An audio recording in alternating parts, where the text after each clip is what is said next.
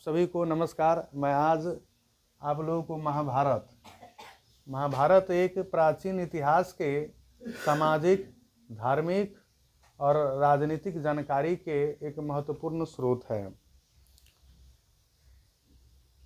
महाभारत की रचना से हम उस समय के समाज के बारे में तमाम बातें जानते हैं और सीखते हैं। इसी दौर में आप यहाँ लिखे और सीखे महाभारत।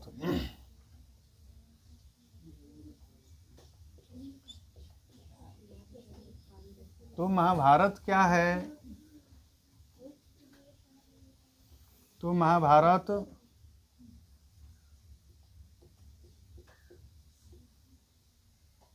सनातन समाज के एक महान ग्रंथ है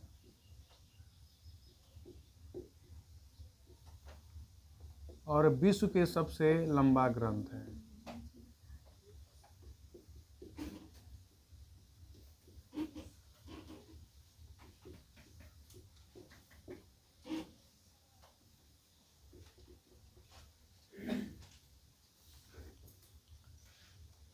महाभारत के नाम से पूर्व इसे कई नामों से जानते हैं। पूर्व में इस ग्रंथ का नाम जय संहिता नाम था। जय संहिता में 8800 श्लोकों की संख्या थी। जब श्लोकों की संख्या 8800 थी, उस समय इसे हम जय संहिता के नाम से जानते थे। और जब इसकी संख्या बढ़कर 24,000 हो गई तो इसका नाम भारत पड़ा था। और यह बढ़कर 1 लाख से अधिक हो गई, यानी 1 लाख श्लोकों की संख्या हो गई, तब जाकर इसे महाभारत नाम दिया गया। तो आप इस प्रकार देख सकते हैं कि पूर्व में श्लोकों की संख्या मात्र 8800 थी, फिर बाद में 24,000 और फिर बढ़कर 1 लाख श्लोक धीरे धीरे जुड़ता गया, बढ़ता गया। इस प्रकार हम कह और समझ सकते हैं कि इसे पूर्व में महाभारत नहीं कहा जाता था, जय संहिता, फिर भारत, तब फिर इसका नाम पड़ा था महाभारत। और यह इसकी प्रक्रिया धीरे धीरे चलती रही। इस प्रकार महाभारत में कालक्रम में धीरे धीरे कालांतर में कई बातों को जोड़ा गया था। और इसकी रचना की बात किया जाए कि महाभारत की रचना किसने किया, तो महाभारत की रचना उस समय एक पद हुआ करता था जिसे हम व्यास बोलते हैं, वेद व्यास एक पद हुआ करता था। उसी ने महाभारत की रचना किया। महाभारत की रचना किसने की? तो वेद व्यास। और वेद व्यास क्या है? तो ये पदवी है, ये कोई किसी का नाम नहीं है। तो महाभारत की रचना वेद व्यास पदवी के 28वें, ये कितने नंबर के थे? 28वें नंबर के पद। जैसे मुख्यमंत्री 9वें नंबर के मुख्यमंत्री श्री नीतीश कुमार बिहार के अभी बने हैं 9वें बार, और उसका जो क्रम होता है मुख्यमंत्री या मुखिया का जो क्रम होता है कि दूसरे क्रम का मुख्यमंत्री है, चौथे क्रम का मुख्यमंत्री है, ठीक उसी प्रकार ये 28वें नंबर के वेद व्यास, जिसका नाम था वेद व्यास, जिसका नाम कृष्ण द्वैपायन था। कृष्ण द्वैपायन आप लोग लिखें कि 28वें वेद व्यास कौन थे? कृष्ण द्वैपायन। यानी इस वेद व्यास का जन्म किसी द्वीप पर हुआ था, इसीलिए इसका नाम द्वैपायन पड़ा था।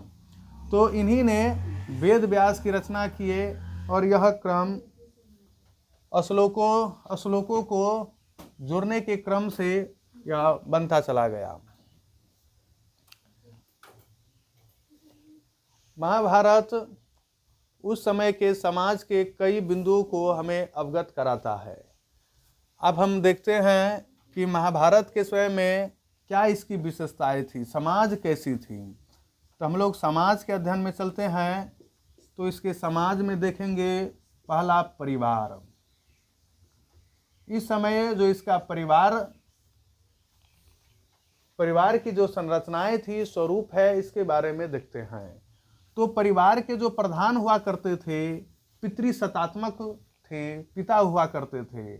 तब परिवार के जो प्रधान थे वह पिता हुआ करते थे, यानी परिवार पितृसत्तात्मक थी। परिवार के मालिक पिता हुआ करते थे, ये इससे स्पष्ट होती है। इसके अलावा परिवार के बाद इसमें हम देखते हैं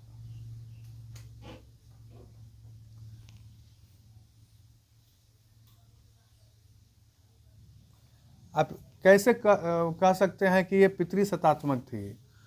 तो महाभारत शुरू होने से पूर्व एक कहानी प्रचलित है सत्यवती और देवव्रत की, सत्यवती और शांतनु की। शांतनु और सत्यवती के जो कहानी है, उसमें भी जो निषाद राज थे, निषाद राज यानी जो मलाह राजा थे, और मलाह राजा के पुत्री का क्या नाम था? सत्यवती। सत्यवती ने शांतनु से विवाह करने के पूर्व में निषाद राज ने उसको तय किया कि मेरा पुत्री का बेटा या पोता ही राजा बने। तो इससे स्पष्ट होता है कि परिवार के प्रधान पिता हुआ करते थे। इस प्रकार उस समय पितृसत्तात्मक थी। दूसरा हम देखते हैं विवाह। उस समय विवाह 8 प्रकार के विवाह प्रचलित थी। महाभारत काल में विवाह जो प्रचलित थी 8 प्रकार की विवाह थी। और महाभारत का काल नोट कर लिया जाए। महाभारत का जो काल है, इसकी रचना काल 500 ईसा पूर्व से 500 ईस्वी तक चला, और एक क्रमबद्ध क्रम चलता रहा। सबसे ज़्यादा श्रेय कृष्णद्वैपायन को महाभारत की रचना के योगदान में दिया जाता है। कृष्णद्वैपायन 28वें नंबर के वेद व्यास थे। तो हम लोग यहाँ देख रहे हैं विवाह 8 प्रकार के उस समय प्रचलित था। पहला विवाह का नाम था ब्रह्म विवाह।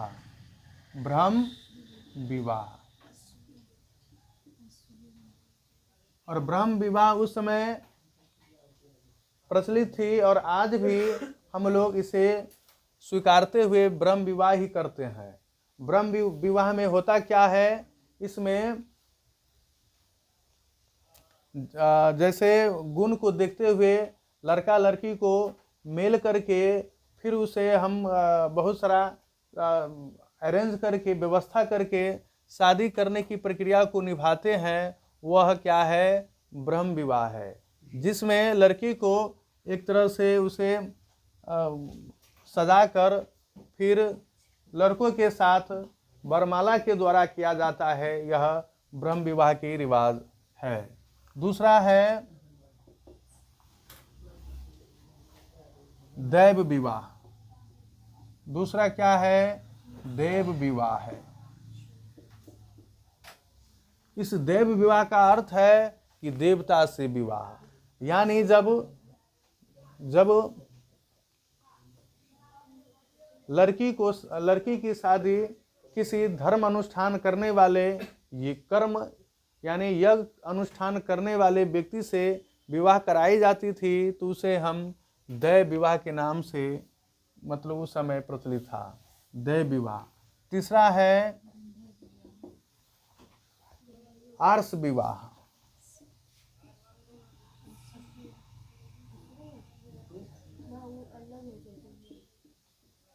और चौथा प्रचलित है प्रजापत्य विवाह। प्रजापत्य विवाह। आर्ष विवाह में लड़की पक्ष के पिता वर से 2 जोड़े गाय और बैल लेकर अपने पुत्री से शादी करवाता था, उसे हम आर्ष विवाह के नाम से जानते हैं। 2 जोड़े गाय एवं बैल लेकर लड़की पक्ष वर से शादी करने के लिए तैयार होते थे तो उसे आर्ष विवाह के नाम से जानते हैं। प्रजापत्य विवाह। प्रजापत्य विवाह का मतलब है जब लड़का लड़की को मिलजुल कर रहने के कसम खिलाकर उसे शादी की जाती है तो उसे कहा जाता है प्रजापत्य विवाह। जब वर और कन्या दोनों को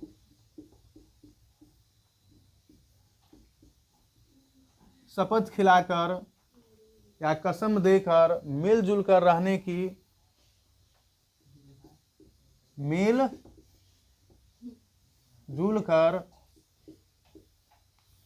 कसम वादे के साथ विवाह करना प्रजापत्य विवाह है। यह चारों विवाह उस समय भी मान्य थी और आज भी हमारे समाज में मान्य है और स्वीकार है। इसके अलावा 4 अन्य विवाह थी जिसमें पहला आता है असुर विवाह। असुर विवाह। अगला है गंधर्व विवाह और इसके अलावा है राक्षस विवाह और इसके बाद 8वां है पिशाच विवाह।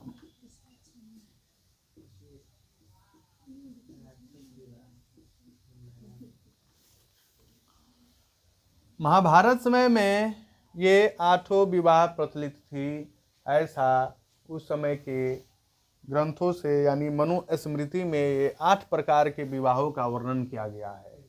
ब्राह्मी कक्षा के इतिहास में ये पूछे जाते हैं कि मनुस्मृति के अनुसार विवाह कितने प्रकार के होते हैं, तो वही प्रकार 8 यहाँ पर मैंने लिखा है। तो अंतिम 4 है असुर विवाह, गंधर्व विवाह, राक्षस विवाह और पिशाच विवाह। असुर विवाह का अर्थ है वर से संपत्ति, रुपया, धन लेकर अपने पुत्री के साथ विवाह करना, यह असुर विवाह के श्रेणी में आता है। वर से संपत्ति लेकर विवाह करना, वर से संपत्ति लेकर विवाह करना ही असुर विवाह। गंधर्व विवाह है कि जब लड़का लड़की अपने स्वेच्छा से उसके गुणों से प्रभावित होकर विवाह करता है तो उसे कहते हैं हम लोग गंधर्व विवाह। तो गंधर्व विवाह में अभी हम लोग देखते हैं जो लव मैरिज होता है या इसी विवाह के श्रेणी में हम समझ और देख सकते हैं गंधर्व विवाह। अगला है राक्षस विवाह। राक्षस विवाह में राक्षस विवाह का मतलब हो गया कि बलपूर्वक विवाह करना, बलपूर्वक विवाह करना।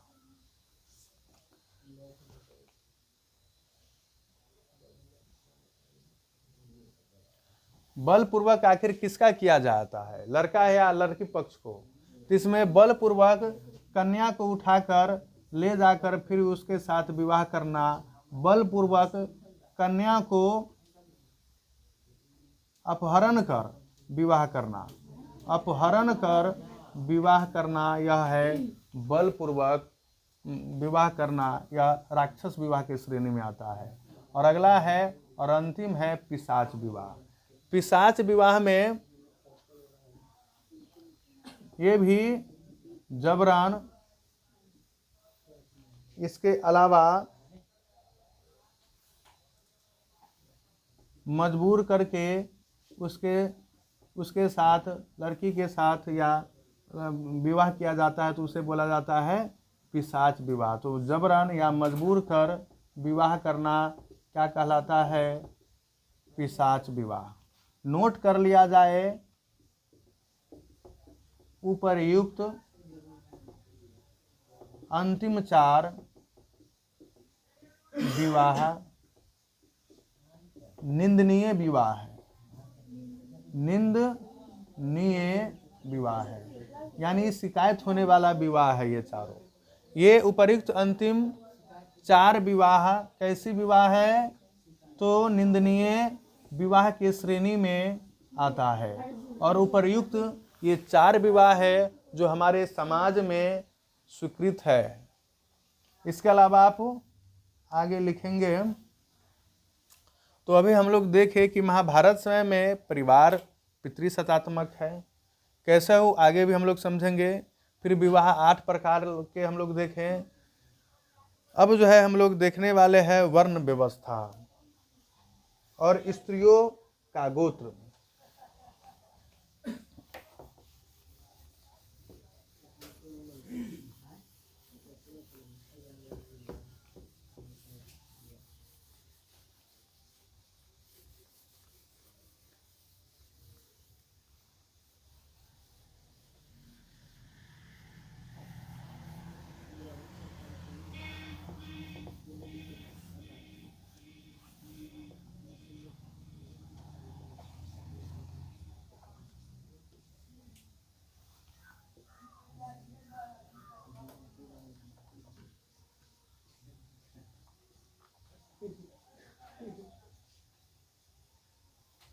वर्ण व्यवस्था।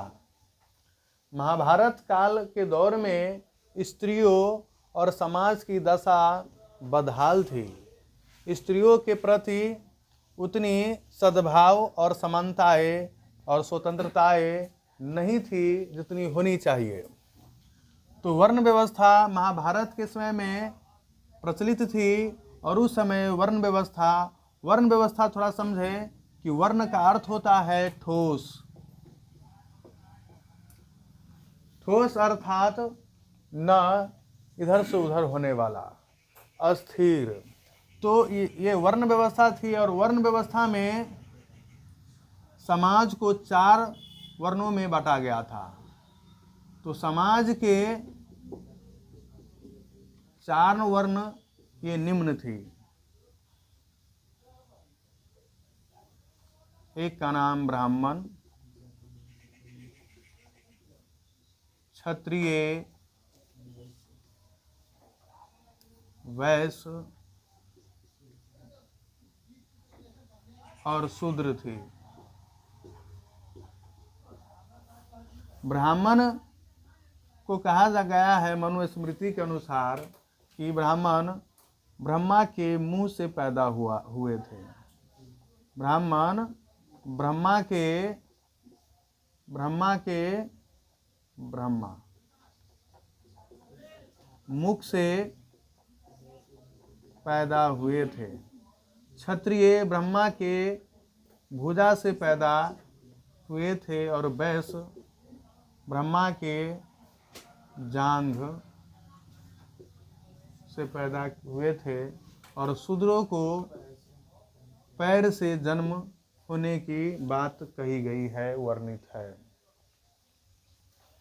ये ब्रह्मा के मुख से पैदा होने के कारण ब्राह्मण सबसे श्रेष्ठ की कोटि में सबसे ऊंच थे ब्राह्मण। और क्षत्रिय इससे थोड़ा सा ऊंच थे। फिर वैश्य इससे भी छोटा और शूद्र अति निम्न समाज के दृष्टिकोण में थे। सबसे ऊंचे स्थान पर ब्राह्मण थे, उसके बाद क्षत्रिय, वैश्य और शूद्र। ये सामाजिक व्यवस्था इस तरह बनाई गई थी, समाज को चलाने के लिए ब्राह्मण का काम था शिक्षा प्रदान करना, शिक्षा पर पूर्ण अधिकार ब्राह्मण वर्ण के लोग के थे, और ये किसी भी वर्ण में विवाह कर सकते थे। विवाह के लिए या किसी भी वर्ण में जा सकते थे। दूसरा है क्षत्रिय। क्षत्रिय का काम रक्षा करना था, समाज का रक्षा करना, राजा बनना और शासक बनना, ये क्षत्रिय का काम है, कहा गया है। अगला है वैश्य। वैश्य का काम व्यापार करना, बिजनेस और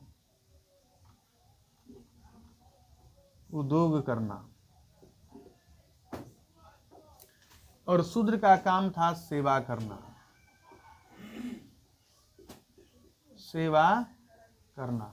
अपने से उच्च वर्ण के लोगों को सेवा करना। शूद्र जो थे, इनकी दशा अत्यंत दयनीय थी। इनकी दशा समाज में शूद्र की अत्यंत दयनीय थी। सबसे निम्न शूद्र कहे जाते थे। इसे कहीं कहीं दास और दस्यु के नाम से भी संबोधन किया गया है। शूद्र वर्तमान भारत में, शूद्र उस समय भी दो वर्णों में थे। एक थे अति शूद्र और एक बटा गया था शूद्र। अति शूद्र के प्रति छुआछूत, अस्पृश्यता बड़े पैमाने पर थी। कहा जाता था कि इस समय में जो बहुत निम्न काम करते थे, जैसे चंडाल वगैरह, ये जो है जब नगर में प्रवेश करते थे तो खटखट के आवाज़ करते हुए उसे चलना पड़ता था। ये अति शूद्र की दशा ये शो करती है, ये महाभारत समाज से। अगला है शूद्र।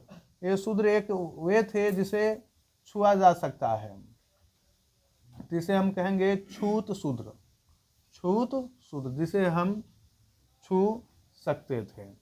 वर्तमान में अति शूद्र आप उसे समझ सकते हैं जो एससी और एसटी समाज है। इसी को उस पुराने समय में अति शूद्र के नाम से जाना गया और कहा जाता था।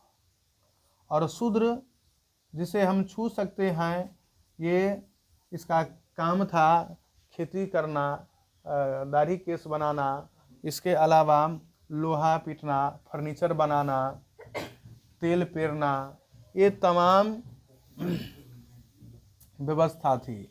यही बाद में जाकर वर्ण व्यवस्था से जाति में और जाति से कई उपजातियां में बट गए। ये कालांतर की बात है।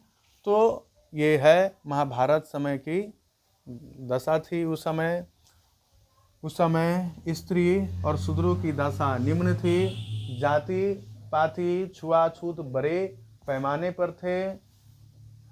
शूद्र जो है वैश्य, क्षत्रिय और ब्राह्मण, ये इनके साथ विवाह या इनके साथ संगत नहीं कर सकते थे।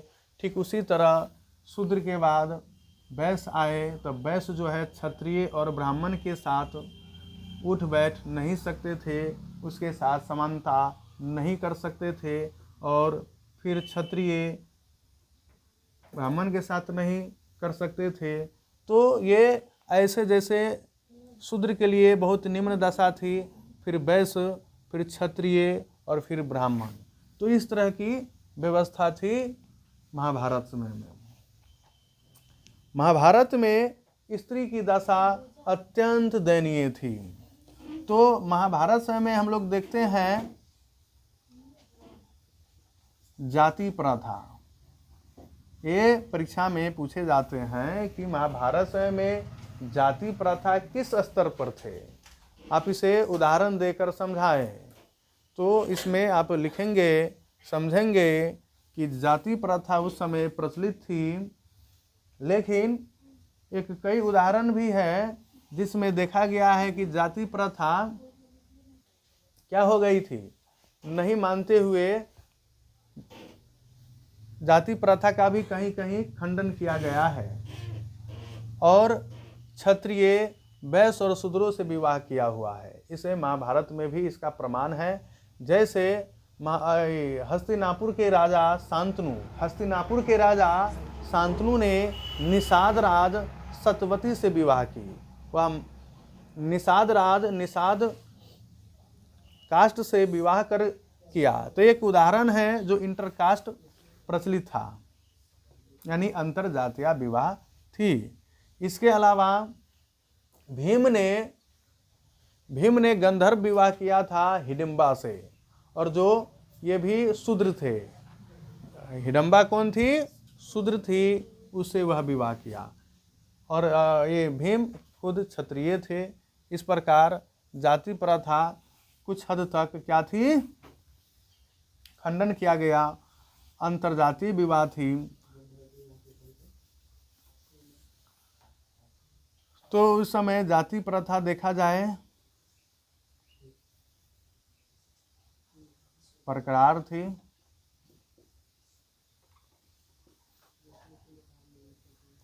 स्त्रियों की दशा दयनीय थी। और ये 8 विवाह के अलावा भी और कई विवाह प्रचलित थी।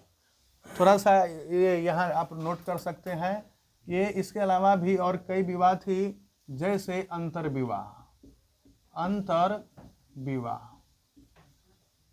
विवाह का मतलब हो गया अलग अलग वर्णों में विवाह करना। इसका उदाहरण है कि शांतनु ने सतवती से शादी किया। सतवती जो निषाद राज की कन्या थी। भीम ने हिडिंबा नामक राक्षस से विवाह की। इसके अलावा ये अंतर विवाह का उदाहरण था। दूसरा है बहुपति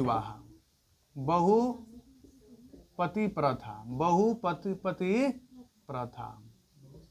ये बहुपति प्रथा का अर्थ हुआ कि एक कन्या कई पति रखते थे। इसका उदाहरण महाभारत में खुद है। जो द्रौपदी थी उसके पति 5 पांडव थे। ये इसका उदाहरण है बहुपति प्रथा। और अगला एक ये भी प्रथा थी, बहुपत्नी प्रथा। जैसे विचित्र वीर्य की 2 कन्या थी, 2 पत्नी थी। एक का नाम अंबिका और दूसरा अंबालिका थी। इसके अलावा पांडु की 2 पत्नी थी, माद्री और कुंती, तो बहुपत्नी प्रथा भी थी। चौथा है